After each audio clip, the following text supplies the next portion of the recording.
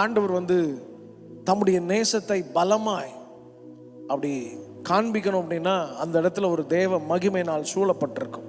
ஹல்லேலூயா. இந்த வருஷத்துல கர்த்தருடைய மகிமை தான் உங்களை நடத்த போகிறது. ஆமென்.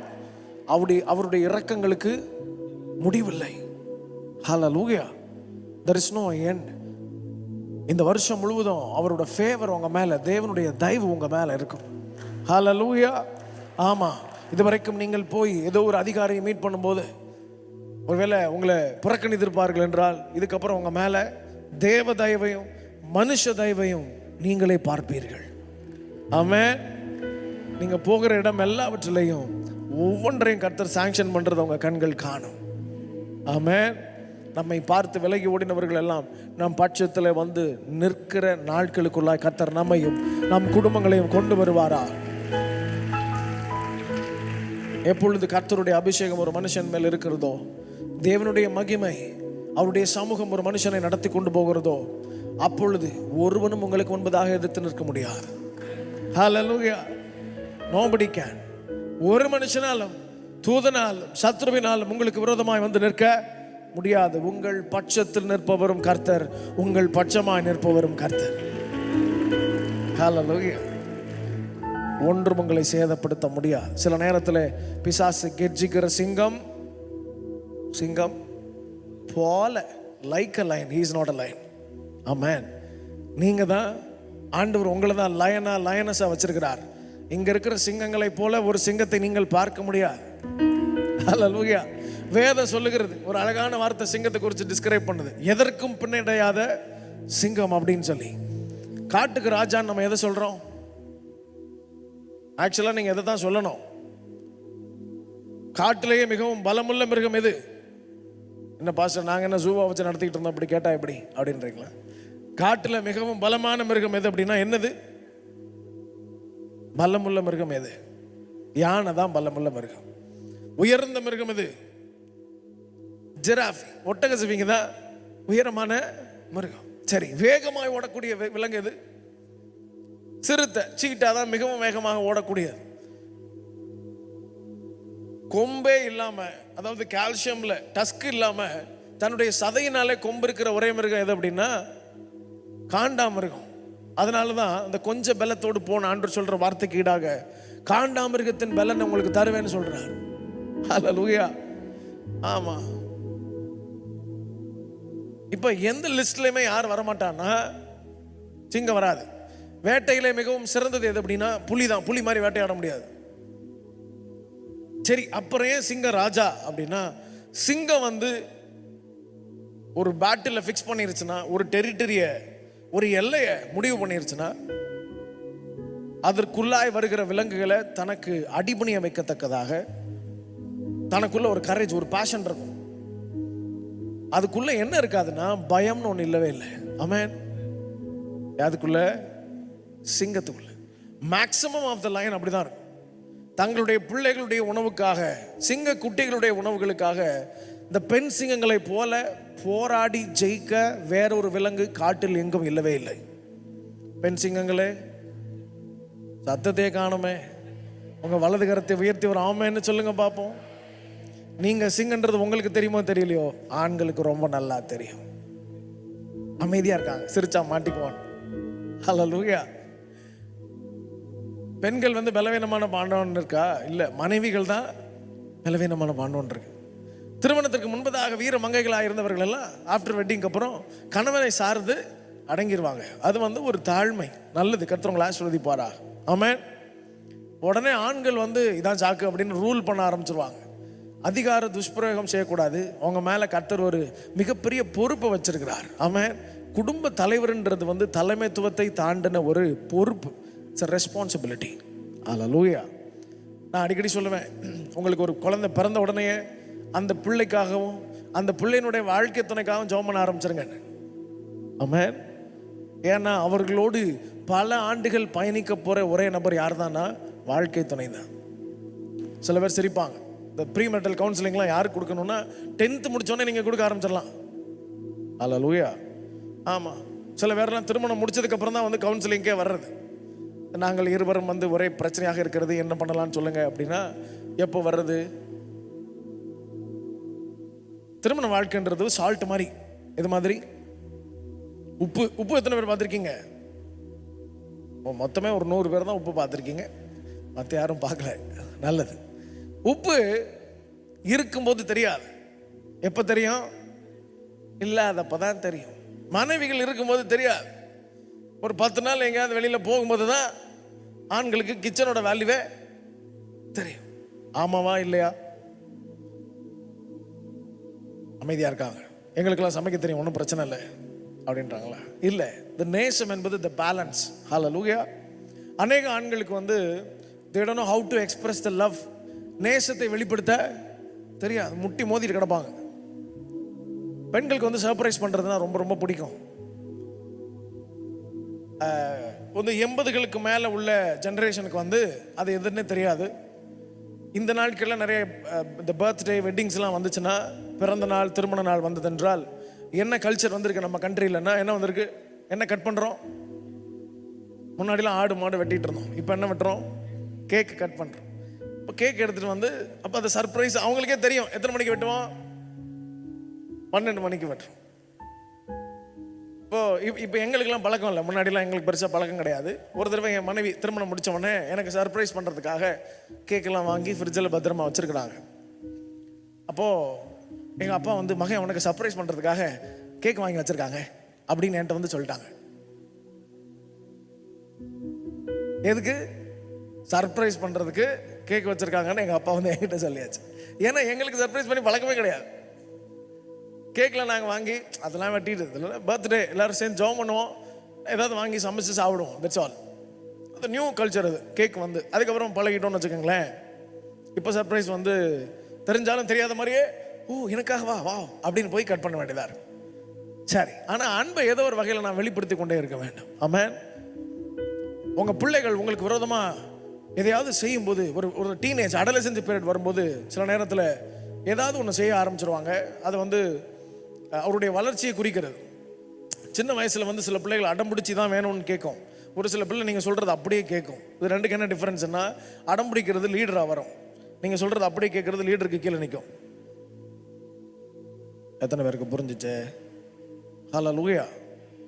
அதாவது தனக்கு என்ன வேணும் அப்படின்னு சின்ன வயசுலேயே தெரிந்து கொள்கிற சில பிள்ளைகள் அநேகரை நடத்துகிற தலைவர்களாய் கர்த்தர் மாற்றி விடுவார். ஆமென். நீங்கள் என் பிள்ளை அடங்காப்படையாரியா இருக்குங்கன்னு நினைக்க வேண்டாம். ஒரு ஏற்ற காலம் வரும்போது கர்த்தர் அவர்களை குணசாலிகளாய் மாற்றுவார். ஹல்லேலூயா. ஆமாம், ஆண்டவர் ஒரு அழகான ஒரு வார்த்தையை தந்தார். அதை மாத்திரம் வாசித்து விட்டு நாம் தொடர்ந்து கர்த்தருடைய வார்த்தைக்கு நன்றாக கலந்து செல்ல போகிறோம். புலம்பல் 3வது அதிகாரம் 22, 3, 4 வசனங்களை வாசிக்கும்படி கேட்கிறேன். புலம்பல் புஸ்தகம் 3வது அதிகாரம் 22 நாம் நிர்மூலமாகாதிருக்கிறது கர்த்தருடைய கிருபையே அவருடைய இரக்கங்களுக்கு முடிவில்லை. அவைகள் காலைதோறும் புதியவைகள். உமது உண்மை பெரிதாயிருக்கிறது. கர்த்தர் என் பங்கு என்று என் ஆத்துமா சொல்லும். ஆகையால் அவரிடத்தில் நம்பிக்கை கொண்டிருப்பேன். ஹல்லேலூயா. நீங்களும் நானும் நிர்மூலமாகாமல் இந்த வருஷத்தை கண்டது கர்த்தருடைய கிருபை. அவருடைய இரக்கங்களுக்கு முடிவே கிடையாது. நீங்கள் உங்கள் ஃபோனை யூஸ் பண்ணுறீங்கன்னா சீக்கிரமாக பேட்டரி என்ன ஆயிரும்? ட்ரெயின் ஆயிரும். பேட்டரி லோன்னு காமிக்கும். உடனே நீங்கள் என்ன பண்ணுறீங்க? சார்ஜ் போடுறீங்க. நான் மும்பைக்கு முன்னாடிலாம் ட்ராவல் பண்ணும்போது, ஒரு 15 வருஷத்துக்கு முன்பதாகலாம் ட்ராவல் பண்ணும்போது ட்ரெயினில் அடிக்கடி போகிறது உண்டு. ஒவ்வொரு வருஷமும் 2-3 கன்வென்ஷன்ஸ் அங்கே இருக்கும். ஒரு முறை ஃபோன் இல்லாத நாட்களுக்கு அப்புறம், ஃபோன் வந்ததுக்கப்புறம், செல்ஃபோன் வந்ததுக்கப்புறம் அடிக்கடி நான் எங்கள் வீட்டில் என்னால் ஃபோன் பண்ணி பேசாமல் இருக்க முடியாது. I'm a family person. Pastor சொன்னது போல் நான் ரொம்ப வீட்டை ரொம்ப நேசிக்கிற ஒரு பிள்ளை. என்னால் அப்பா அம்மாவை விட்டுட்டு எங்கேயுமே போகிறதுக்கு ரொம்ப கஷ்டமாக இருக்கும். அப்படி எங்கேயாவது ஒரு நாள் 2 நாள் கூட்டங்களுக்கு போனால் கூட ஒரு நாளைக்கு 2-3 தடவையாவது ஃபோன் பண்ணி பேசிடுவேன். இப்போ அந்த மும்பை போகும்போதெல்லாம் எப்படா போய் இறங்குவோன்னு இருக்கும், ஏன்னா அங்கே போய் ஃபோன் பண்ணுறதுக்காக. அதுக்கப்புறம் ஃபோன் வந்துருச்சு. வந்ததுக்கப்புறம் ஒரு நாள் பேட்ரி லோவாகிடுச்சு. ஒரு 6 மணி நேரம் பேட்ரி பவரே இல்லை. எப்போ நிற்கும் ஸ்டேஷனில் நான் வெயிட் பண்ணிட்டே இருக்கேன். ஹூப்ளின்னு ஒரு ஸ்டேஷனில் நான் போன ட்ரெயின் ஒரு 20 நிமிஷம் நிற்கும்னு சொன்னாங்க. அந்த ஸ்டேஷனில் ட்ரெயின் நிற்குது. அப்போ வெளியில் சார்ஜ் போடுறதுக்காக சார்ஜ் போட்டிருக்க நிறைய பேர் வெயிட் பண்ணிகிட்டே இருக்காங்க. நான் குடுன்னு ஓடி போய் வேகமாக ஒரு சார்ஜ் போட்டு மட்டும் அப்படி இருக்குது, ஒரு ப்ளக் மட்டும், அதில் போய் வேகமாக மாட்டி அப்படி சார்ஜை ஃபிக்ஸ் பண்ணிவிட்டு வெயிட் பண்ணுறேன். க்யூவில் நிறைய பேர் நிற்கிறாங்க. ஆனால் நான் கொஞ்சம் நேரம் சார்ஜ் ஆகட்டும்னு வெயிட் பண்ணிகிட்டே இருக்கேன். என் ட்ரெயின் ஹார்ன் சவுண்டு கேட்ட உடனே வேகமாக கலட்டிட்டு ஓடி வந்து ஃபோனை ஆன் பண்ணுறேன். ஃபோன் ஆனே ஆகலை. எனக்கு என்ன இவ்வளோ நேரம் வந்து கூட்டத்தில் அடித்து பிடிச்சி போய் சார்ஜ் போட்டோம், சார்ஜ் இன்னும் வண்டி ஆனே ஆக மாட்டேங்குது. பார்த்தா ட்ரெயின் கிராஸ் ஆகும்போது தான் பார்க்குறேன் அந்த சார்ஜ் போட்டில் சுவிட்சே நான் ஆன் பண்ணல. ஹல்லேலூயா. ஸோ நம்ம திருச்சபைக்கு வருகிறது நல்லது. ஆனால் இங்கே வரும்போது நீங்கள் சுவிட்சை ஆன், உங்கள் வாயை திறக்கணும். You have to open your mouth. உங்கள் வாழ்க்கையின் ஆசீர்வாதமே எங்கே தான் இருக்குன்னா, what do you confess, நீங்கள் என்ன அறிக்கை செய்கிறீர்களோ அங்கே தான் இருக்கு. ஹல்லேலூயா. கர்த்தரை உயர்த்தி துதித்து பாடுகிற பாடல்களை இங்கே பாடும்போது நல்ல விடுதலையாக நீங்கள் ஆராதிக்க வேண்டும். ஆமென். ஆமாம், நீங்கள் ஒருவேளை மகா பெரிய போராட்டங்களில் வந்து தேவ சமூகத்தில் அமர்ந்திருக்கீங்கன்னா, இங்கே மகிமை மகிமை மாட்சிமை மாறா தேசருக்கே நீங்கள் அப்படி உயர்த்தும் போது க்ளோரி வந்து அப்படியே நிரப்பிடுது. ஹல்லேலூயா. அப்படியே உங்கள் சூழ்நிலைகளை எல்லாம் மாற்றி விடுகிறது. மிகப்பெரிய கொடுமையின் நாட்களில், போராட்டத்தின் நாட்களில், குறைவுகள் காணப்படும் போது நீங்கள் மாத்திரம் ஆண்டவரை போல நல்லவர் யாரும் இல்லை ஆண்டவரே நீங்கள் பாட ஆரம்பிச்சிருங்களேன், பரலோகமே மெல்ட் ஆயிரும். ஆமென். அப்படி பரலோகத்தை அசைத்த ஒரு சம்பவத்தை நான் உங்களுக்கு காண்பிக்க வேண்டும் என்று ஆசைப்படுகிறேன். நம்ம எல்லாருக்கும் மிகவும் நன்கு அறிந்த, என்னை வேதத்தில் கவர்ந்த, மிகவும் கவர்ந்த ஒரு தேவ மனுஷன் யார் அப்படின்னா ஆபிரகாம். விசுவாசத்தின் சித்தப்பான் இருக்கா, தகப்பன்னு தான் இருக்கு. ஹல்லேலூயா. ஏன் அப்படின்னா such a wonderful man of God. நீங்கள் ஒரு விஷயத்தை கவனிங்க. உங்களுக்கு 2 பிள்ளைகள் இருக்காங்கன்னு வச்சுக்கோமே. ஒரு பிள்ளைகிட்ட போய் நீங்கள் மக்களே தண்ணி எடுத்துகிட்டு வா அப்படின்றீங்க. ஆனால் சொன்ன பிள்ளை எடுத்துகிட்டு வராமல் இன்னொரு பிள்ளை போய் எடுத்துகிட்டு வருது. உங்களுக்கு எந்த பிள்ளைய பிடிக்கும்? எந்த பிள்ளைய பிடிக்கும்? 2 பிள்ளையுமே பிடிக்கும். ஆனால் அந்த நேரம் எந்த பிடிக்கும்? கீழ்ப்படிஞ்ச பிள்ளைய தான் ரொம்ப பிடிக்கும். இப்போ நம்ம பிள்ளையே நம்ம சொல்கிறது சில நேரத்தில் கேட்காமல் இருக்கும்போது கண்ணால் காணாத ஒரு தெய்வத்தின் சத்தம் கேட்கிறது. நான் உனக்கு காண்பிக்கும் தேசத்திற்கு போ. தேசம் பெயர் கூட சொல்லலை. ஆனால் என்ன தைரியத்தில் ஒரு மனுஷன் தான் மட்டும் கிளம்பி போகிறதில்ல. இப்போ எங்களுக்கு தெரியும் கிளம்பி போகிறதுனா என்னன்ட்டு. நாங்கள் வந்து என் பிள்ளைகளோடு சேர்த்து நாங்கள் 2 பேர், பிள்ளைகள் 2 பேர், அப்பா அம்மா 2 பேர், இவ்வளோ லக்கேஜையும் வந்து நாங்கள் அப்படி எங்கள் காரில் போட்டு அமுக்கும் போது அந்த கார் வந்து அப்படியே உட்காந்து டேய் நீ விட்டுருக்கடா தயவு செஞ்சு அப்படின்னு சொல்லும். பாஸ்டர் கூட கேட்டாங்க எப்போ கார் மாற்றுறீங்க அப்படின்னு சொல்லி. ஆமென். ஹல்லேலூயா. ஆமாம், எங்களை மிகவும் நேசிக்கிற ஒரு நல்ல தகப்பனாரும் தாயும் சந்தித்ததில் ரொம்ப சந்தோஷம். இப்போ விஷயம் என்னென்னா, நாங்கள் பேக் பண்ணி எடுத்துகிட்டு போகிறதே மிகப்பெரிய தலைவலியாக இருக்குது. இப்போ இந்த ட்ரிப்பு தான் வந்து கடந்த 3 ஆண்டுகளில் மிகப்பெரிய ட்ரிப். இப்போ நான் போகிறது கிட்டத்தட்ட 1 மந்த்துக்கு ஒவ்வொரு நாளும் ஒரு நாள் தான் நான் ட்ராவல் டைம் வச்சுருக்கிறேன். இப்போ இந்த மீட்டிங் முடிஞ்சோடனே உடனே நான் சென்னை கிளம்ப வேண்டும். அப்போது இதுவே ரொம்ப கஷ்டம். இப்போ ஆபிரகாமுக்கு ஆண்டவர் சொல்லும்போது தான் மாத்திரம் ஏதோ ட்ரெஸ் எடுத்து வச்சுட்டு போகல, யாரையும் எல்லாத்தையும் கூட்டிகிட்டு போகிறாரு. ஒரு சின்ன கிராமமே கிளம்பி போகிறது. ஹல்லேலூயா. ஆமாம், இத்தனை ஆடு மாடு புள்ள குட்டி எல்லாவற்றையும் தூக்கி கொண்டு, வேலைக்காரர்கள் அவர்கள் குடும்பம் அவங்க குட்டி எல்லாவற்றையும் தூக்கி கொண்டு போக வேண்டும். This is not simple. இது ஒரு சாதாரண விஷயம் அல்ல. நம்ம வந்து இந்த கிறிஸ்மஸ் டைம்லலாம் சர்ச்சிலேருந்து ரேலிலாம் போவோம். ஆமாம் தானே? எல்லாம் சேர்ந்து இப்படி போகலாம், அப்படி ஒரு பவனி போகலாம்லாம் ஒரு சில திருச்சபைகளில் செய்வாங்க. அப்போ அதை ஆர்கனைஸ் பண்ணி கொண்டு போகிறதுக்குள்ளே பாஸ்டருக்கு தலையெல்லாம் பிச்சுக்கும். ஆனால் இவ்வளோ பெரிய கூட்டத்தை கூட்டி கொண்டு போகிறது சாதாரண விஷயம் இல்லை. ஆனால் ஆண்டவர் சொன்ன வார்த்தையை கேட்டு இந்த மனுஷன் கிளம்புகிறார். ஆமென். ஹல்லேலூயா. அநேக ஆண்டுகள் காத்திருந்து ஆண்டவர் ஒரே பேரான குமாரனை தருகிறார், ஈசாக்கு தருகிறார். ஆண்டவர் வாக்குத்தத்தத்தின் பிள்ளையை தந்து விட்டதற்கு அப்புறம் ஆண்டவர் என்ன பண்ணுறாருன்னா அவரை செக் பண்ணணும்னு நினைக்கிறார். தயவா எடுத்து வாசிக்கலாமா? ஒரு அழகான வசனம் உண்டு. பரிசுத்த தேவன் நம்மை நடத்துவாரா. ஆதியாகமம் 22வது அதிகாரம் நினைக்கிறேன், எடுத்து வாசிங்களா. 22:1-2 வாசித்தோன்னா அதில் இந்த காரியங்கள் நடந்த பின்பு தேவன் ஆபிரகாமை சோதித்தார். எப்படி எனில் அவர் அவனை நோக்கி ஆபிரகாமே என்றார். அவன் இதோ அடியேன் என்றான். அப்பொழுது அவர் உன் புத்திரனும் உன் ஏகசுதனும் உன் நேசகுமாரனுமாகிய ஈசாக்கை நீ இப்பொழுது அழைத்து கொண்டு மோரியா தேசத்துக்கு போய் அங்கே நான் உனக்கு குறிக்கும் மலைகளில் ஒன்றின் மேல் அவனை தகன பலியாக பலியிடு என்றார். ஹல்லேலூயா. நல்லா கவனிங்க. தனக்கு கொடுத்த ஒரே பேரான வாக்குத்தத்தத்தின் பிள்ளையை பலியிடணும் அப்படின்னா it's not a normal thing, சாதாரண விஷயம் அல்ல. இந்த நாள் ஆண்டவர் என்கிட்ட பிரத்யட்சமாக பேசினது, என் ஜனத்தை நான் நடத்துவேன். ஹல்லேலூயா. என் ஜனத்தை நானே சுமப்பேன். ஆனால் you have to obey for the word of God. நீங்கள் கர்த்தருடைய வார்த்தைக்கு கீழ்ப்படியணும்னு ஆண்டவர் விசுவாசிக்கிறார், கேட்கிறார், எதிர்பார்க்கிறார். ஆமென். தேவன் தேவ வார்த்தைக்கு நீங்கள் கீழ்ப்படியணுன்றதை எதிர்பார்க்கிறார். நீங்கள் கர்த்தருடைய வார்த்தையை விசுவாசித்து கீழ்ப்படிய வேண்டும். ஹல்லேலூயா. ஆமாம், இந்த நாளில் தேவனுக்கு உங்களுக்கு ரொம்ப பிடிச்ச ஒன்றை ஆண்டவர் கொண்டு வந்து தேவ சமூகத்தில் வச்சிரு அப்படின்னு கேட்கும்போது, விட்டுரு அப்படின்னு கேட்கும்போது உங்களால் விட முடியுமா? நீங்கள் அந்தளவுக்கு ஆண்டவரை நேசிக்கிறீங்களா?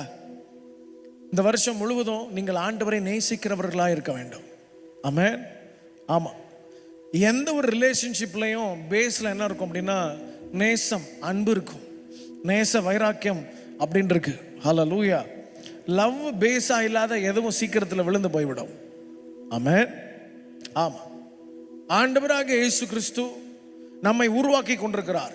ஒரு குயவன் எப்படி தன்னுடைய கரத்தினால திரிகையிலே களிமண்ணை வைத்து ஒரு மண் பாண்டத்தை வணைகிறானோ, அதுபோல் ஆண்டவர் திருச்சபையிலே நம்மை வைத்து களிமண்ணாகிய நம்ம தம்முடைய திருக்கரத்தால் வணைந்து கொண்டிருக்கிறார். எத்தனை பேருக்கு இந்த பாட்டு தெரியும்? திருக்கரத்தால் தாங்கி என்னை திருச்சித்தம் போல் குயவன் கையில் களிமண் அனோதினம் வணைந்திடுமே. குயவன் கையில் களிமண்ணா அனுதினமும் வணைந்திடும். எவ்ரிடே அனுதினமும் என்ன பண்ணுங்க ஆண்டவரே, வணைஞ்சிட்டே இருங்க. நான் என்னை ஒப்பு கொடுக்குறேன், என்னை முழுசுமா ஒப்பு கொடுக்குறேன்.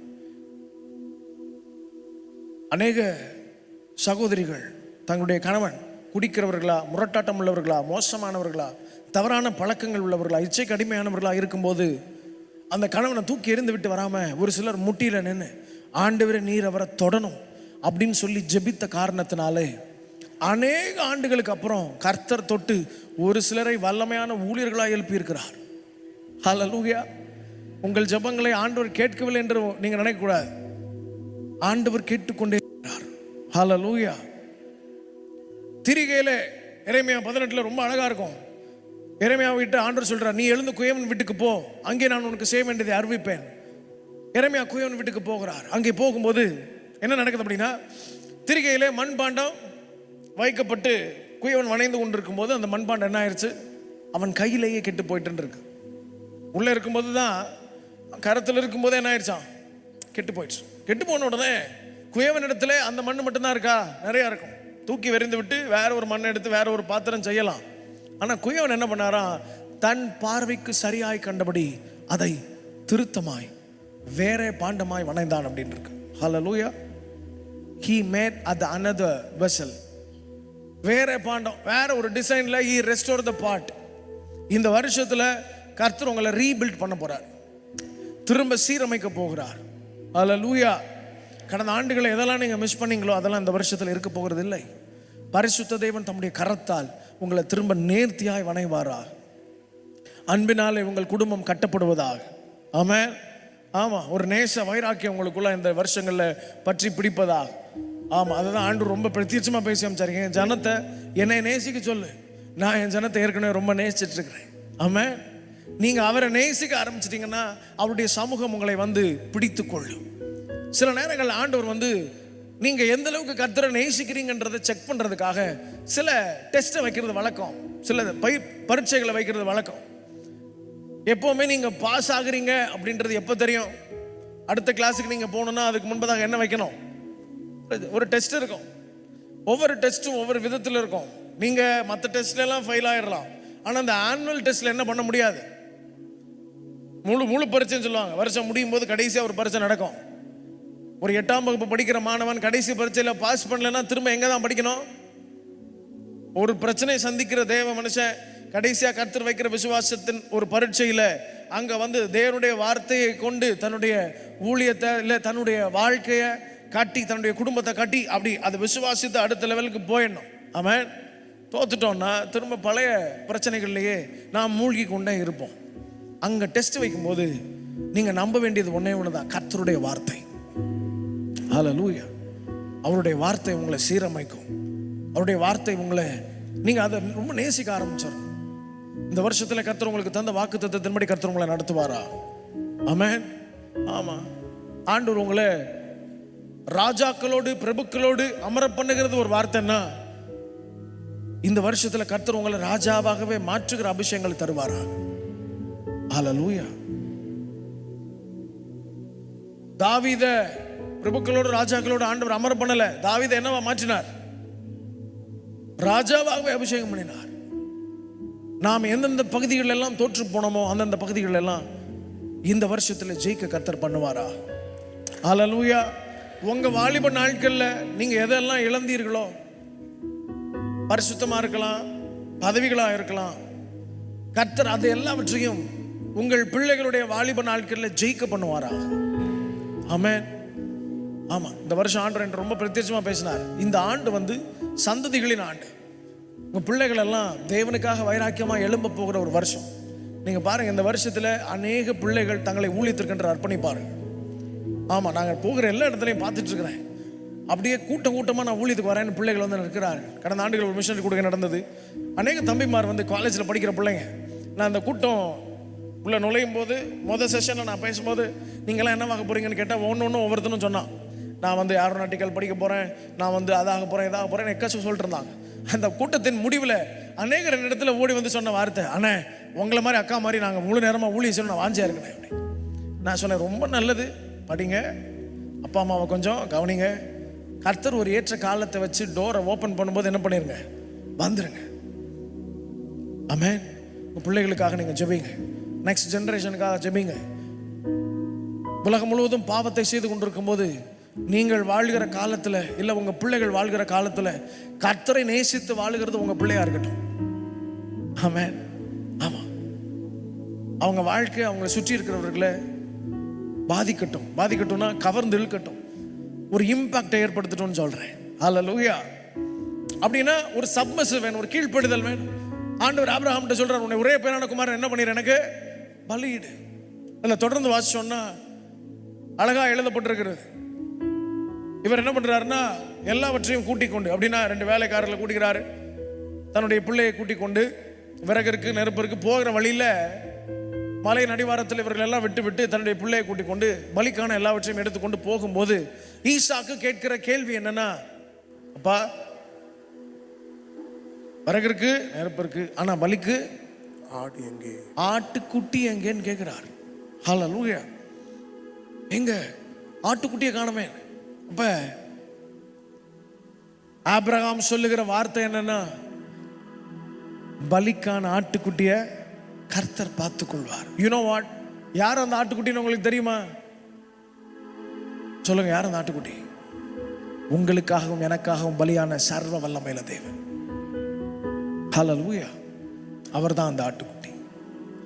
பழைய ஏற்பாட்டின் அந்த சம்பவமும் புதிய ஏற்பாட்டுக்கு வரும்போது சர்வ வல்லமையுள்ள தேவன் நமக்காக நம்ம தான் அங்கே போயிருக்கணும். அந்த இடத்துக்கு போக வேண்டியது யாரு தான்? நீங்களும் நானும் தான். நேசத்தின் மிகுதியில் பரிசுத்த தேவன் தந்த பலி தன்னுடைய ஒரே பேரான குமாரன்.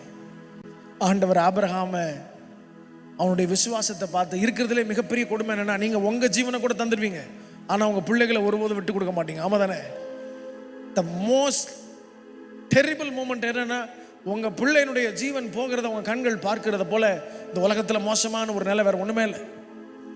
அப்படிப்பட்ட சூழ்நிலையில ஆண்டவர் ஒருத்தனை டெஸ்ட் பண்ணும்போது, இவன் உண்மையிலே நான் நேசிக்கிறானா நினைக்கும் போது பலிபீடத்தில் கொண்டு போய் கிடத்தி பிள்ளையாண்டான் மேல் கையை போடுகிற நேரத்தில் ஆண்டவர் வந்து பரலோகமே அசைந்து விட்டா வெட்டிடுவான் போலயே, இந்த அளவுக்கு என்ன நேசிக்கிறானேன்னு சொல்லி ஆண்டவர் சொல்றாரு, ஆபிரகாமே பிள்ளையாண்டான் மேல் கையை போடாது, கையை போடாது.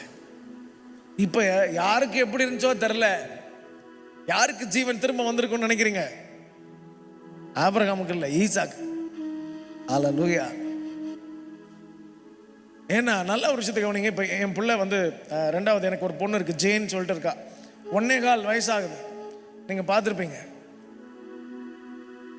அவளை நான் கையில் வச்சுட்டு இப்போ மீட்டிங்க்கு போகும்போது எங்கள் அம்மா கிட்ட கொடுக்கறதுக்காக மம்மின்னுவேன். அவள் உடனே இப்படி பிடிச்சிருவான் என்னை நல்லா ஸ்ட்ராங்காக. ஏன் அப்பா கொடுத்துட்டு போக போகிறாருன்னு அவருக்கு தெரிஞ்சிருச்சு. அதனால கொடுக்க வேணான்றதுக்காக நல்லா இறுக்கமாக பிடிச்சிக்குவா, சாஞ்சிக்குவா. அது வரைக்கும் என் சாய் படுத்துக்கோ படுக்கிறது இல்லை.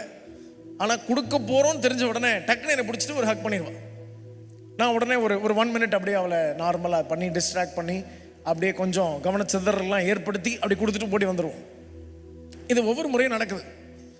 எத்தனை வயசு குழந்தை? 1.25 வயசு குழந்தை. இப்போ ஒரு வாலிபன், அதுவும் இளவும் வாலிபனை கூட்டிட்டு போய் பலி செலுத்தி மேலே கொண்டு போய் படுக்க வைக்கும் போது கூடவா தெரியாது. ஒருவேளை நான் ஈசாக்கு ஸ்தானத்தில் இருந்திருந்தேன்னா எனக்கு நல்லா தெரிஞ்சிருக்கும். அங்கே ஆட்டுக்குட்டி மேலே பார்த்துருப்பேன், ஆட்டுக்குட்டி இல்லை, அப்போ இருந்தாலும் ஏதோ பிளான் பண்ணுறான் அப்படின்னு அப்போவே எனக்கு தெரிஞ்சிருக்கும். மேலே படுக்க வைக்கும் போது சோழியம் முடிஞ்சு, இதுக்கப்புறம் வெயிட் பண்ணோன்னா வேலைக்கு ஆகாது அப்படின்னு சொல்லி தெரிச்சு ஓடி வந்திருப்பேன். ஆனால் நீங்கள் ஒன்று கவனிக்கணும், எல்லாம் தெரிந்திருந்தும் அமைதியாய் படுத்திருந்த தேவ மனுஷன் அவன். ஹல்லேலூயா. அதனால தான் ஈசாக்கு விதை விதைத்தான். கர்த்தர் 30, 60 இல்லை 100 சொல்லுங்க, இந்த வருஷத்தில் எனக்கு 100 மடங்கு நீங்கள் தருவீங்க ஆண்டவரே. ஆண்டவரே கீர்த்தி சொன்ன எல்லாருக்கும் தந்திருக்க, திரும்ப ஒரு வாய்ப்பு தரேன். 100 மடங்கு. இன்னும் ஒரு சிலர் உயர்த்தவே இல்லை. 100 மடங்கு 100 மடங்கு கர்த்தர் உங்களை ஆவிக்குரிய ஆசீர்வாதங்களை தருவாராக. ஆமென்.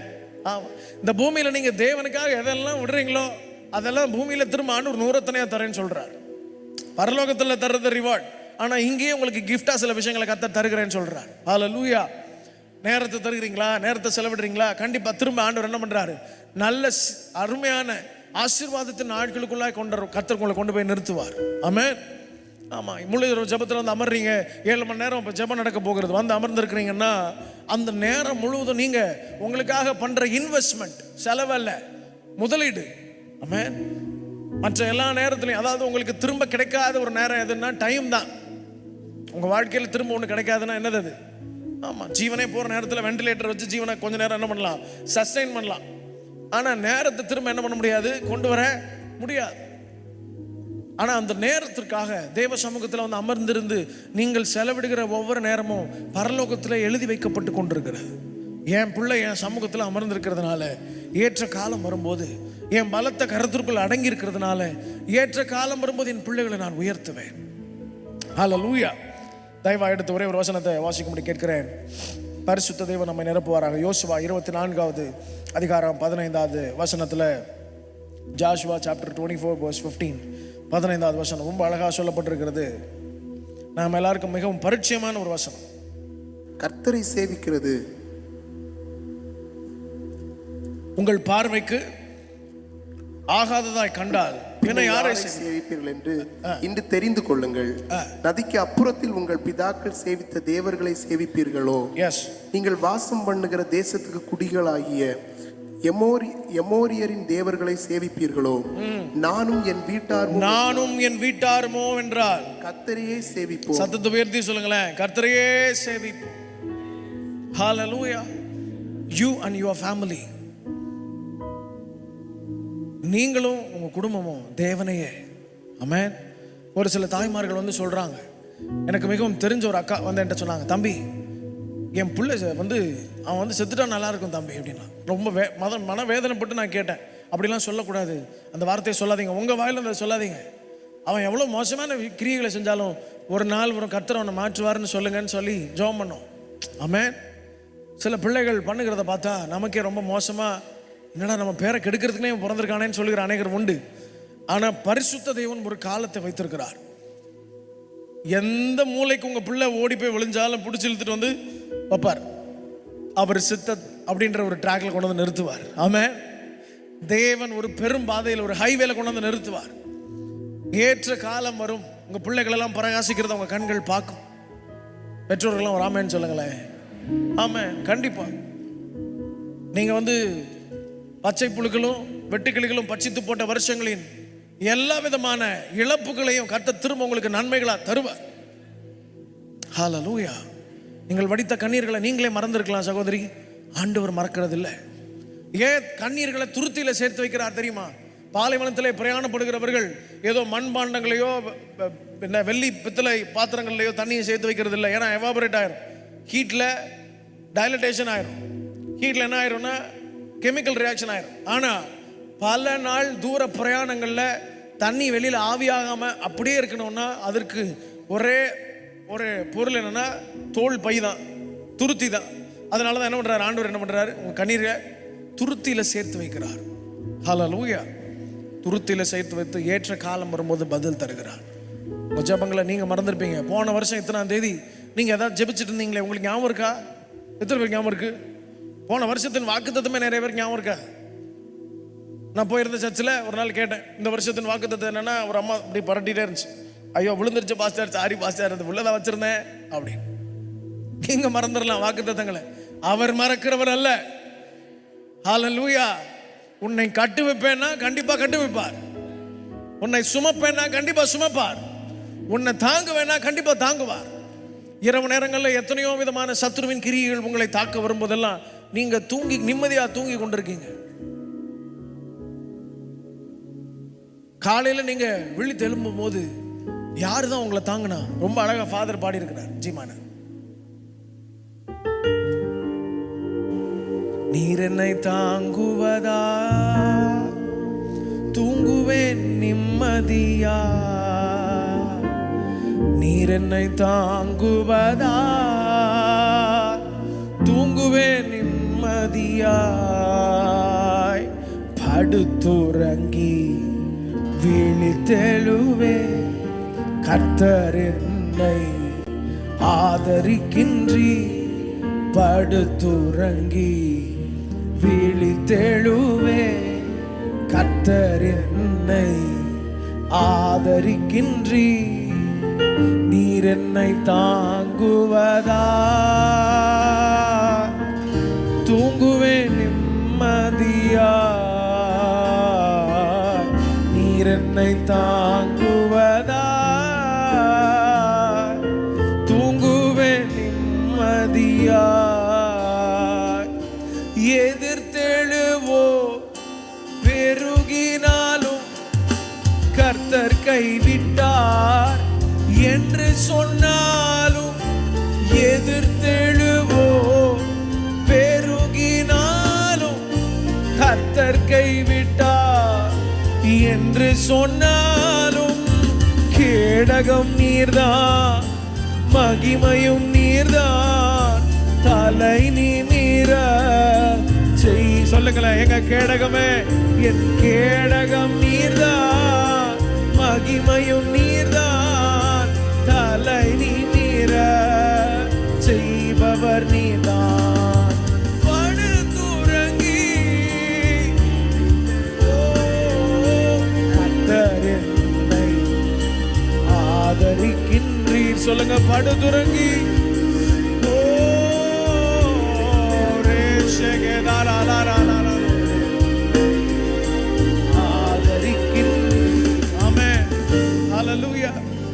நீங்க படுத்து காலையில அந்த நாளை நீங்க பாக்குறீங்கன்னா தேவன் உங்க மேல ஒரு நோக்கத்தை வச்சிருக்கிறார். there is a purpose while you awake. கண்களை திறந்து பார்க்கும்போது இந்த நாள்ல ஒரு தேவை இருக்கு. கர்த்தர் உங்களை அதற்காக தான் படைத்திருக்கிறார். ஆமென். ஒரு ரொட்டீன் நார்மல் லைஃப் வாழ்றதுக்கு நீங்க அழைக்கப்படலை.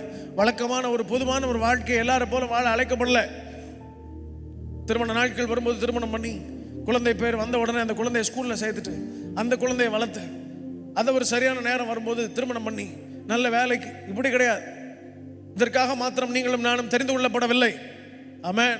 இந்த வருஷத்துல நீங்களும் உங்க கணவனோ மனைவியோ இணைந்து ஆண்டவரை நேசிக்க வேண்டும். பிள்ளைகளை கூட்டிட்டு வந்து உட்கார வைங்க பிரேயர்ல. அவங்கள கம்பல் பண்ணி அப்படிலாம் பண்ண அவசியம் இல்லை. நீங்க அவர்களை ஆண்டவரை நேசிக்கிறத பார்த்து அவங்க பிள்ளைகளை ஆட்டோமேட்டிக்கா நேசிக்க ஆரம்பிச்சிருவாங்க. ஆமென். ஆமா, நீங்க நல்ல விடுதலை ஆண்டவர் உயர்த்த ஆரம்பிச்சிட்டீங்கன்னா உங்க பிள்ளை ஆட்டோமேட்டிக்கா கைத்தட்டி பாட ஆரம்பிச்சிடும். வாலிப நாட்கள் வரும்போது ஒரு சிலர் வந்து என் பிள்ளை தூரமா போயிடுச்சு சரியில்லை அப்படிலாம் சொன்னா கூட இல்ல, ஒரு நாள் கர்த்தர் வச்சிருப்பார், ஒரு என்கவுண்டர் ஆண்டவர் செய்வார். உங்க வார்த்தையை விட கர்த்தருடைய வார்த்தை வல்லமை உள்ளது. ஹல்லேலூயா. சில குடும்பங்கள்ல கர்த்தர் இந்த வருஷத்துல சீரமைப்பாரா? 3 விஷயத்தை உங்க குடும்பங்கள்ல கர்த்தர் செய்ய போகிறார். 3 things. நம்பர் 1, பிசாசு எதையெல்லாம் உங்க குடும்பத்திலிருந்து திருடுனானோ அதையெல்லாம் இந்த வருஷத்துல கர்த்தர் தருவாரா? ஆமென். எதையெல்லாம் திருடுனானோ அதையெல்லாம் கர்த்தர் தருவார். ரெண்டாவது, பிசாசு எதையெல்லாம் பறித்து கொண்டானோ அதையெல்லாம் திரும்ப கர்த்தர் பிடிங்க உங்களுக்கு தருவார். மூன்றாவது, எதையெல்லாம் நீங்க உங்க சொந்த தவறுகளால் இழந்து போனீர்களோ அதையெல்லாம் கர்த்தர் திரும்ப தருவார். ஹல்லேலூயா. மூன்று, திருடப்பட்டது, பறிக்கப்பட்டது, உங்கள் தவறுகளால் நீங்கள் இழந்தது, மூன்றையும் கர்த்தர் தரட்டும். ஆமென்னு சொல்லுங்க பாப்போம். திருடுறதுனா உங்க கண்ணுக்கு தெரியாம செய்யறது, பறிக்கிறதுனா உங்க கண் பார்க்க உங்க கரத்திலிருந்து பறித்து கொண்டு போகிறது, உங்களால் ஒன்றும் செய்ய முடியாது. மூன்றாவது, நீங்கள் இழந்து போகிற சில பேர் சில தவறான முடிவுகளால சமாதானத்தை இழந்து விடுவோம், நல்ல உறவுகளை இழந்து விடுவோம். இந்த மூன்றையும் கர்த்தர் இந்த வருஷம் 2026 இந்த ஜான்வரி முடிகிறதுக்கு முன்பதாக உங்களுக்கு செய்ய துவங்குவாராக. ஆமென். எப்பன்னா நீங்க தேவனை மாத்திரம் அதிகமா நேசிக்கும் போது இந்த வருஷம் அந்த நேசம் பெருகட்டும், உங்க குடும்பத்தின் நேசம் பெருகட்டும், கர்த்தரை நேசிக்கிற நேசம் பெருகட்டும். ஹல்லேலூயா. என்ன டெஸ்ட் ஆண்டவர் வச்சாலும் அங்க போய் தேவ சமூகத்தில் ஒரு எட்ஜில் ஒரு பெரிய பிரஷர்ல, ஆனா நீங்க நாம நேசிக்கிறேன்னு சொல்லுங்க. நீ நல்லவர், சர்வ வல்லவர், உம்மை போல் வேறு தெய்வம் இல்லை. மகா பெரிய போராட்டத்துல, ஒரு மிகப்பெரிய வீழ்ச்சியில, தேவையில யாரோ ஒரு நபர் உங்க பேரை கெடுத்து கொண்டிருக்கும் போது, தூஷிக்கும் போது நீங்க சொல்ல வேண்டிய ஒரே வார்த்தை, நீ நல்லவர், சர்வ வல்லவர், உம்மை போல் வேறு தெய்வம் இல்லை. அவர் உங்களுக்காக வந்து யுத்தம் பண்ணுகிறதை நீங்கள் பார்ப்பீர்கள். இந்த வருஷத்துல கர்த்தர் உங்களுக்காக யுத்தம் பண்ண போகிறது உங்கள் கண்கள் காணும். நீங்கள் அல்ல, நீங்கள் போராடி மேற்கொள்ளுகிறது இல்லை. இந்த வருஷத்துல நீங்கள் லகுவாய் மேற்கொள்வீர்கள், உங்கள் குடும்பம் லகுவாய் மேற்கொள்ளும். என் பிள்ளை ஞானமே இல்லாம இருக்கான இல்ல, இந்த வருஷத்துல கர்த்தர் உன்னை ஞானத்தினால் நிரப்புவாரா. ஆமென். மற்ற பிள்ளைகளுக்கும் உங்க பிள்ளைகளுக்கும் கர்த்தர் வித்தியாசத்தை உண்டு பண்ணுவாரா. மற்ற கணவன்மார்களுக்கும் உங்கள் கணவன்மார்களுக்கும் கர்த்தர் வித்தியாசத்தை உண்டு பண்ணுவாரா. மற்ற மனைவிகளுக்கும் உங்க பிள்ளைகள் உங்களுடைய மனைவிக்கும் கர்த்தர் ஒரு வித்தியாசத்தை உண்டு பண்ணுவாரா. புத்தியுள்ள ஸ்திரியாய் கர்த்தர் மாற்றுவாராக. நேர்த்தியாய், ஞானமாய், விவேகமாய் வீட்டை கட்ட கர்த்தர் பலன் தருவாராக, ஞானத்தை தருவாராக. ஆமென்னு சொல்லுங்க பாப்போம். ஹல்லேலூயா. இந்த வருஷத்துல முடிஞ்ச மட்டும் கர்த்தருடைய சுவிசேஷத்தை அறிவிக்க ட்ரை பண்ணுங்க. எல்லா இடங்களையும் நான் ஆண்டவர் எனக்கு ஏவுறதுனால நான் சொல்லிட்டே இருக்கிறேன். இந்த வருஷத்துல இங்க நிறைய ஊழியங்கள் செய்து கொண்டே இருக்கிறாங்க, ரொம்ப சந்தோஷமா இருக்கு. அநேக ஜெபங்கள் நடந்து கொண்டே இருக்கிறது. so happy about this church. கர்த்தர் இந்த திருச்சபையில் உங்களை வைத்திருக்கிறது மிகப்பெரிய முக்கியமான நோக்கம் இருக்கிறது. நீங்க உங்களை இன்வால்வ் பண்ணிக்கோங்க. உங்களுக்கு என்ன முடியுமோ அதில் இன்வால்வ் பண்ணுங்க. இங்க நிறைய ஆக்டிவிட்டீஸ் இருக்கு. யூத்ஸுக்கு ஒரு சர்வீஸ் இருக்கு. சிறு பிள்ளைகளுக்கு அழகா பாடினாங்க பிள்ளைங்க. உங்க பிள்ளைகளை என்கரேஜ் பண்ணுங்க. ஆண்டவரை நேசிக்க மாத்திரம் கற்றுக் கொடுத்துருங்க. நீங்க எல்லா நேரமும் பிள்ளைகள் பின்பதாகவே சுத்த முடியாது. ஆமென். ஹல்லேலூயா. ஆமா, ஒரு நாளைக்கு ஒரு ட்ராக்ஸ் ஆவது கொடுக்க ட்ரை பண்ணுங்களேன். ஒரே ஒரு ட்ராக்ட், ஒரு நாளைக்கு ஒரு ட்ராக்ட். உங்களுக்கு கொடுக்கறதுக்கு வெக்கமா இருக்கா? பஸ்ல போறீங்களா, நீங்க எழும்பும் போது அந்த சீட்ல வச்சுட்டு எழும்பி போயிருங்க. ஹோட்டல்ல எல்லாம் பில் கொடுப்பாங்க, பார்த்துருக்கீங்களா? ஹோட்டல்ல எத்தனை பேர் சாப்பிட்டுருக்கீங்க? ஹோட்டல்ல எத்தனை பேர் பார்த்துருக்கீங்க? ஹோட்டல்னு ஒரு ஏரியா இருக்கு, அதுல சாப்பாடுலாம் சமைச்சு கொடுப்பாங்க. நம்ம போய் சாப்பிட்டுட்டு வரலாம், சரியா? அதுல பில்லுன்னு ஒன்று கொடுப்பாங்க. பில்லுக்கு வந்து ஒரு டைரி மாதிரி ஒன்று வச்சு உள்ள பில் வச்சு கொடுப்பாங்க. அப்ப நீங்க என்ன பண்ணுங்கன்னா, உள்ள காசு வச்சுட்டு காசு கடையில் எதையும் வச்சிடணும். ஒரு டிராக்ட், வெறும் டிராக்ட் மட்டும் வச்சுட்டு வந்துடக்கூடாது. காசு வைக்காம கர்த்தர் ஆசீர்வதிப்பார் தம்பின்னு. அதனால இப்போ படிக்கிற பிள்ளைகள் நீங்க எக்ஸாம் எழுதும் போது உள்ள டிராக்ஸ் வச்சிடக்கூடாது, பிரச்சனை ஆயிரும்.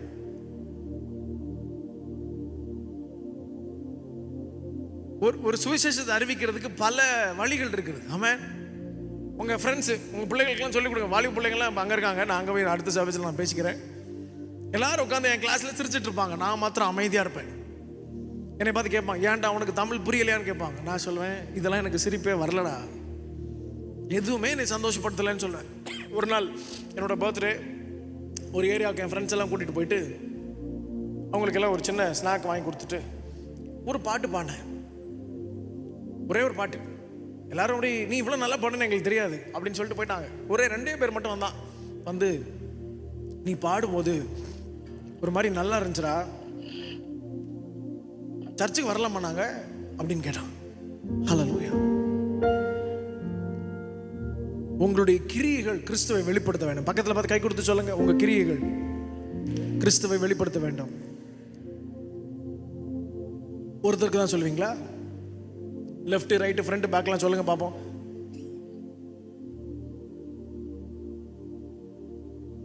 தேங்க்யூ. தண்ணி குடிக்கிறது தான் சொல்ல சொன்னேன், நீங்க ஒன்றும் தப்பா எடுத்துக்காதீங்க. ஆனாலும் நீங்கள் சொன்னது உண்மைதான், அதை செஞ்சே ஆகும். அல்லேலூயா.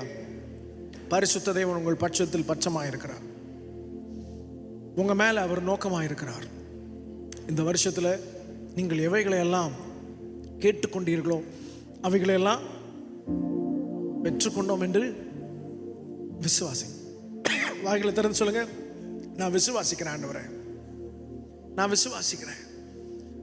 நீங்க ஜெபிக்கும் போதே சொல்லிருங்க, நான் ஜெபத்தை நீங்க கேட்டதுக்காக நன்றி. ஜெபிச்சு முடிச்ச உடனே சொல்லிருங்க, என் ஜெபத்தை நீங்க கேட்டீங்க ஆண்டவரே. அழுதுட்டே இருக்கக்கூடாது, புலம்பிட்டே இருக்கக்கூடாது. அவரை விசுவாசிக்கிற ஜனங்கள் தேவனை தெய்வமாய் கொண்ட ஜனம் பாக்கியம் உள்ளது. இவங்க என்ன பண்றாங்கன்னா, அழுகையின் பள்ளத்தாக்கை உருவ நடந்து அதை நீரூற்றாக்கி கொண்டார்கள். பிசாசு பாதகமான சூழ்நிலை உங்களுக்கு தரும்போது நீங்க தேவ சமூகத்துல உற்சாகமா நீர் நல்லவர்னு பாட ஆரம்பிச்சிட்டீங்கன்னா அவனே கன்ஃபியூஸ் ஆயிடுவான். என்னடா அது இவ்வளவு பிரச்சனை அனுப்பிச்சா இவன் நல்லவர்னு பாடிட்டு இருக்காங்க. சில நேரத்தில் பரிசுத்த தேவன் உங்க வாழ்க்கையில சில கிரியைகளை எதிர்பார்க்கிறார். Not only word. நல்ல விஷயத்தை கவனிக்கணும். ஆண்டவர் எல்லா ஜீவராசிகளையும் உருவாக்கும் போது எப்படி உண்டாக்குனாரு? பை வேர்ட், வார்த்தையில தான் உண்டாக்குனார். ஆகா இவரை உண்டாக கடவுது, அப்படி தண்ணி ரெண்டா பிளக்க கடவுது, எல்லாவற்றையும் ஆண்டவர் சொல்றார் வார்த்தையினால. ஆனா நம்மை வார்த்தையினால் உண்டாக்கினாரா? கரத்தின் கிரியைகள் நீங்களும் நானும். You have to do action first of all. வாயிலே பாயசம் காய்ச்ச முடியாது. கையில போய் கிச்சனுக்குள்ள போய் பாயசம் வைக்கிறதுக்கு என்னெல்லாம் செய்யணுமோ அதெல்லாம் செய்யணும். ஆமா தானே? ஒரு சிலர் நல்லா சொல்லுவாங்க, இந்த ஒரு பழமொழி இருக்கும், நல்லா வாயிலே வடை சொல்றியடா அப்படின்னு சொல்லுவாங்க. பார்த்துருக்கீங்களா? பார்த்துருக்கீங்களா இல்லையா? வடை தெரியுமா உங்களுக்கு? திரு முடிச்சா அப்படி. ஹல்லேலூயா. ஸோ நீங்க வெறும் கன்ஃபஸ் மட்டும் பத்தாது, கிரியைகள் வேணும். விசுவாசம் விசுவாசம் அப்படின்னு சொன்னா போதுமா? பிரச்சனை வரும்போது விசுவாசத்துல நிற்க வேண்டும். ஒரு தேவை வரும்போது அண்ணா ஒரு கை மாத்த ஒரு 1000 ரூபாய் தருவீங்களா அப்படின்னு கேட்காம தேவ சமூகத்தில் போய் ஒரு பெரிய தேவை இருக்கு, உம்மை விட்டா வேற யாருமே எனக்கு கிடையாது அப்படின்னு சொன்னீங்கன்னா டக்குன்னு சந்திக்கப்படும். ஹல்லேலூயா. கர்த்தர் சந்திப்பாருன்ற விசுவாசம் எத்தனை பேருக்கு இருக்கு? ஆமா. விசுவாச வாழ்க்கையோ ஊழிய பாதையோ முதல் 10 வருஷம் ரூட்டுன்னு சொல்லுவோம், அடித்தளத்தின் நாட்கள். இந்த நாட்கள்ல கர்த்தர் அநேக டெஸ்ட் வைப்பார். இதுலெல்லாம் நீங்க தேவனை சார்ந்து நிற்கிறீர்களான்னு ஆண்டவர் பார்த்துட்டே இருப்பார். அது வரைக்கும் ஆண்டவர் தோல்ல தட்டி, மகளே நான் கூட இருக்கேன் நட அப்படின்னு சொல்லுவார். அதுல ஜெயிச்சதுக்கு அப்புறம் தோல்ல தூக்கி வச்சு அவரே நடக்க ஆரம்பிச்சிருவார். ஹல்லேலூயா. அவர் இந்த வருஷம் உங்களை தோல்ல தூக்கி வச்சு நடக்கிறத உங்க கண்கள் பார்க்கும். நீங்க பாப்பீங்க, உங்க பிள்ளைகள் எல்லாம் வழி பிசகி நடந்தார்கள் என்று இனி நீங்கள் ஒருபோதும் சொல்ல போகிறது இல்லை. எங்களை காட்டிலும் வல்லமையாய் பயன்படுத்தப்படுகிற கர்த்தருடைய பரிசுத்தவான்களாய் பாத்திரங்களாய் நிற்பார்கள். அப்படி எழுப்பி நிற்கலாமா? கண்களை மூடி. பரிசுத்த தேவன் நம்மத்தில் இடைப்படுவாரா? இதனால் நாம் ஜெபிக்க போகிறோம். உங்களை நேசிக்கிற ஒரு இருதயம் எங்களுக்கும் என் குடும்பத்திற்கும் வந்துடட்டோம்ப்பா. நீர் எப்பேற்பட்ட சோதனைகளை எங்களுக்கு தந்தாலும் அதில் நாங்கள் ஜெயிக்க பண்ணுவீரா? அந்த விசுவாச பரீட்சையில் நாங்கள் வைராக்கியமாக நிற்க பண்ணுவீராக. கண்களை மூடி வாய்களை திறந்து நீங்க கேட்க ஆரம்பிங்க. ரேகே ஷேதாராலாராலாஹாந்தே. பரிசுத்தரே நாங்கள் உம்மை உயர்த்துகிறோம். யாவே நாங்கள் உம்மை உயர்த்துகிறோம். கேராலா ஷேதாராலாராரா விபமமமலா தோரோலோ ஷேகேதாராலாராலா தெரேரேரே ஷேகேதாராலா. கர்த்தர் கைவிட்டார்னு மற்றவர்கள் சொல்லலாம், நீங்க சொல்ல வேண்டியதில்லை. அவர் கரங்கள் உங்களை தாங்கி கொண்டிருக்கிறது சகோதரி.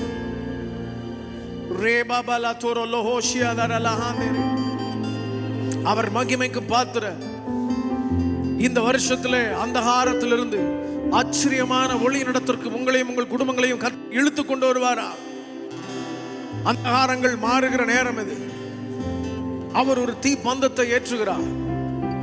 ஒரு அக்கினி, அது பரலோகத்தின் அக்கினி. அது உங்கள் பலிபீடங்கள் மந்தமா இருக்கிறதோ இல்லை, தகனிக்க வேண்டியது தகனிக்கும் போது கர்த்தர் ஆட்டுக்குட்டியை அல்ல ஆட்டு கடாவை அந்த இடத்துல ஏற்படுத்தி வைத்திருந்தார். ஆபிரகாம் பலியிட அந்த மலையின் மேல் இருந்தது ஒரு ஆட்டுக்குட்டி அல்ல, ஆட்டுக்கடா. God will give you the best yet to come. சிறந்தவைகளை கர்த்தர் தருவார். சிறந்தவைகள் யாவும் உங்களை தேடி வந்து கொண்டிருக்கிறது.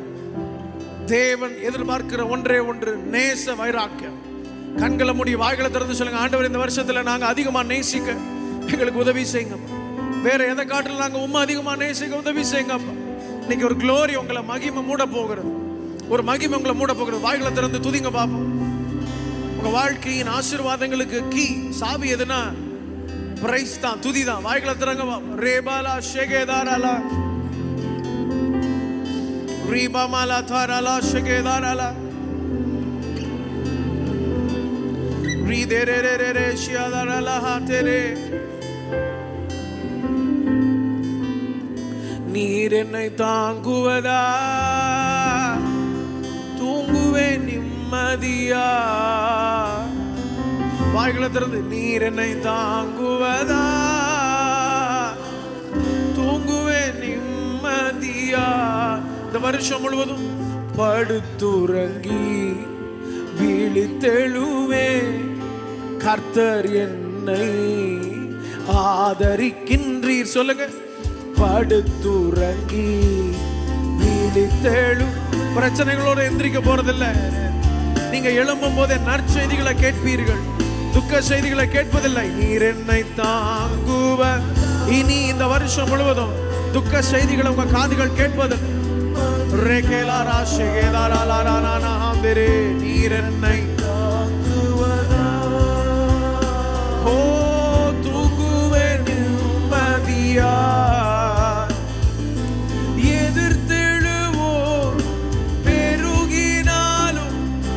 கர்த்தர் கைவிட்டார் என்று சொன்னாலும் எதிர்த்தெழுவோ.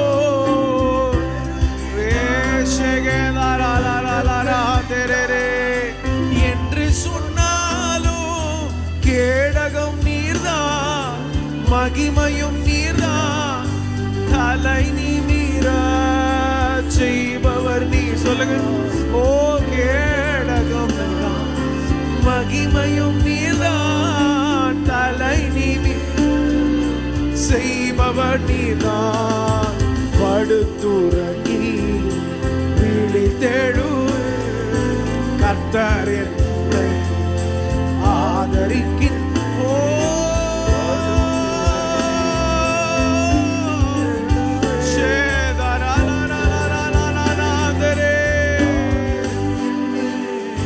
கடந்த வருஷத்தில் நடந்த காரியம் நினைத்து தினம் கலங்கினாலும், கடந்த வருஷத்தில் நடந்த காரியம் நினைத்து தினம் கலங்கினாலும், நடந்ததெல்லாம் நன்மைக்கேதுவா.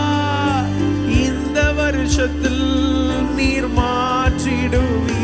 ஓ நடந்ததெல்லாம் நன்மைக்கேது. அறிக்கை செய்க, இந்த வருஷத்தில் நீர் மாற்றிடுவீர். சொல்லுங்க, படுத்துறங்கி படுத்துறங்கி. ஓரி பாபா மாமலரா ஷகே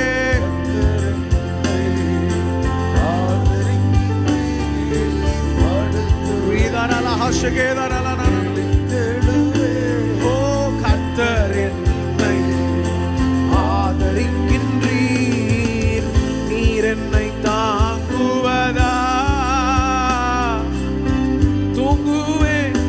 ஆண்டவரே, தடைகள் விலகிக் கொண்டிருக்கிறதற்காக, உம்முடைய பிள்ளைகளை கர்த்தர் நீர் நடத்தி போகிற பாதைகளுக்காக, நடத்த போகிற தீர்வான நோக்கங்களுக்காக நாங்க நன்றி சொல்றோம். தீர்க்கமான பாதைகளுக்காக நாங்க நன்றி சொல்லுவோம். எல்லா சத்ருவின் கிரியைகளையும் கர்த்தர் விலக்கி போடுவீரா. நல்ல கரங்களை தட்டி ஆண்டவருக்கு நன்றி சொல்லுங்க. எல்லாரும் கரங்களை தட்டி. ரீபா பாலா ஷே 2 நிமிஷம், நல்ல 2 நிமிடங்கள். பரிசுத்த தேவனே, நீர் எங்களை நிரப்பிக் கொண்டிருக்கிறதற்காக, ஓ எங்கள் பாதைகள் எல்லாம் நெய்யாய் பொழிவதா. உடைய பிள்ளைகளுக்காக நான் ஜெபிக்கிறேன். சர்வ வல்லமையுள்ள தேவன் குடும்பங்களில் ஒரு நீடிய சமாதானம் பற்றி கொள்ளுவதாக, சந்தோஷம் பிடித்துக் கொள்ளுவதாக, நன்மையும் கிருபையும் அவர்களை தொடருவதாக. கடந்த ஆண்டுகளில் சந்தித்த துக்கங்கள், தோல்விகள், பிரச்சனைகள், போராட்டங்கள், அவமானங்கள், நிந்தைகள், குறைவுகள், வியாதிகள் ஒன்றும் இந்த வருஷத்தில் இருக்க போகிறது இல்லை. எல்லாவற்றையும் கர்த்தர் நன்மைக்கு எதுவாய் மாற்றுவீராய்.